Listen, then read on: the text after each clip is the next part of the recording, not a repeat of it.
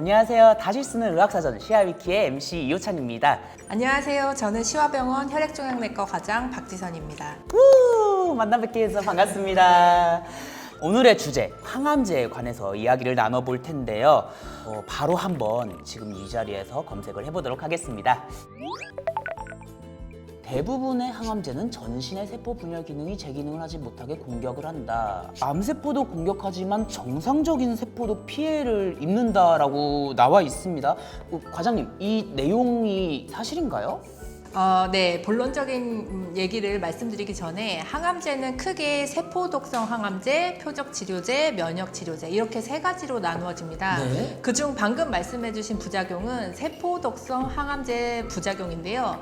세포독성 항암제는 빠른 속도로 분열하는 암세포를 공격하는데 정상세포 중에 분열하는 세포, 예를 들어 골수나 모근, 점막세포 등도 같이 데미지를 입게 됩니다.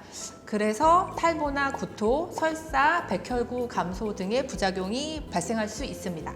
항암제를 쓰면은 어쩔 수 없이 다 겪어야 하는 건가요? 그 왜 드라마 같은 데 보면은 왜 극적인 분위기를 연출하기 위한 건지 그런 부분이 좀 궁금합니다. 탈모는 투약하는 약마다 차이가 크고요. 부작용도 환자마다 투약하는 약마다 차이가 큽니다. 거의 부작용이 없는 환자도 있고 매우 드물지만 부작용이 중대해서 투약을 중단하는 경우도 있습니다. 그래서 종양내과 의사들은 항암제를 투약한 이후에 나타나는 부작용들을 체크하고 그 정도를 확인하고 필요하면 용량이나 투약 주기를 조절하는 등의 조치를 하고 있습니다. 만약에 항암 치료로 많이 힘드시다면 주치 의료진과 반드시 상의를 해서 조율을 해볼 수 있습니다. 항암제 치료를 해야 한다 그러면은 실제로 그 환자분이나 보호자분들은 반응이 어떠세요? 실제로 항암 치료를 해야 한다고 말씀을 드리면은 이제 말기암인가요? 수술도 못할 정도로 나쁜 건가요? 물어보시면서 낙담하시는 경우가 많은데요. 항암제를 쓴다고 해서 꼭 그런 건 아닙니다. 항암 치료 자체가 근치적인 치료가 되는 경우도 있고 원격 전이가 있어서 전신에 항암제 치료가 필요한 경우나 수술 전에 암의 크기를 줄이는 경우 또는 수술 후에 재발 방지를 위해 하는 경우 등 다양한 경우가 있습니다. 정말 항암 치료라는 게 선택의 여지가 없을 때에 행해지는 그런 치료가 아니라는 점을 좀 많은 분들이 알아가셨으면 좋겠습니다. 정상세포는 그대로 두고 그렇다면 정말 암세포만 골라서 이렇게 치료할 수 있는 그런 항암제는 없는 건가요? 있죠. 암에 대한 연구가 진행됨에 따라서 암을 유발하는 돌연변이에 대한 연구들도 활발히 이루어졌습니다. 그 돌연변이를 타겟으로 하는 항암제가 바로 표적항암인데요. 표적항암제는 세포독성 항암제와는 다르게 특정 암세포만 표적으로 해서 선택적으로 공격할 수 있게 됩니다. 다만 모든 환자에게서 사용할 수는 없고 유전자 검사를 통해서 일부 해당 유전자 변이가 있는 경우에만 효과를 나타냅니다. 일부 암종에서는 표적항암제랑 세포독성 항암제랑 병용해서 투약함으로써 치료 효과를 증대시키기도 합니다. 표적항암제에 대한 인식이 환자분들에게는 좀 어떤가요?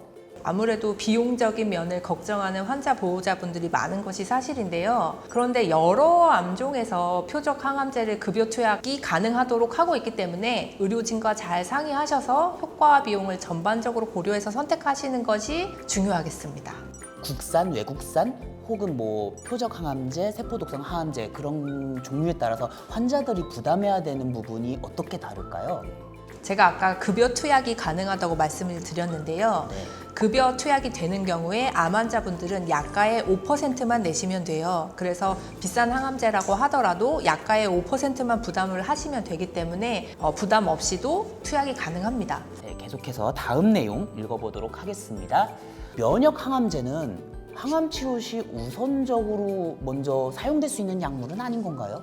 방금 말씀드렸던 세포독성 항암제랑 표적치료제는 암세포 자체를 공격하는 시스템이었다면 면역 항암제는 우리 몸의 면역세포가 암세포를 더 잘 인식해서 공격하도록 만들어주는 원리입니다. 예전에는 암이 생기면 우선적으로 세포독성 항암제를 사용하다가 그 다음 표적이나 면역항암제를 썼었는데요. 최근에는 면역항암제 역시 1차, 2차 치료제로 사용되고 있습니다. 그리고 여러 암종에서 이 면역 치료제와 다른 항암제, 뭐 세포 독성 항암제나 표적 치료제를 병용해서 사용하는 것이 효과적이라는 이 연구 결과들이 쏟아져 나오고 있습니다. 그럼 부작용을 줄일 수 있는 방법들은 어떤 게 있을까요? 대부분 그런 증상들은 대증 처방으로 완화를 시킬 수 있고요. 안 되는 경우에는 항암제 조절까지 필요한 경우도 있습니다. 간혹 의학적으로 검증되지 않은 민간요법에 의존하시는 분들이 계신데 자칫 더 건강을 악화시킬 수 있어서 주의를 하셔야 됩니다. 저 부분은 좀 수정이 됐으면 좋겠다거나 좀 이 부분은 과장이 되지 않았나 싶은 부분이 있으실까요? 저것이 이제 전반적인 개요이다 보니까 네. 그 어떤 암종에 대한 자세한 설명은 아니기 때문에 저것은 그냥 약간 배경 지식 정도의 수준인 것 같아요. 그래서 네. 환자분들이 그냥 대략 개략적으로 읽기는 좋지만 본인한테 맞는 정도의 정보의 제공은 안 되는 것 같습니다. 암을 예방하기 위한 과장님만의 어떤 꿀팁 같은 게 있으시다면 그게 조금 궁금합니다. 좀 구독자분들을 위해서 좀 알려주실 수 있을까요? 주기적인 건강검진, 주기적인 건강검진. 나라에서 시행하는 암검진 반드시 받아보셔야 되고 그 외의 것들은 긍정적인 마음가짐, 그리고 적당한 운동, 균형 있는 영양 식단 이런 것들이 중요하다고 생각됩니다.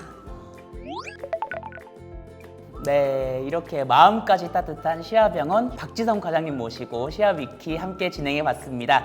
더 많은 의학 상식이 궁금하시다면 구독, 좋아요. 알림 설정 부탁드려요.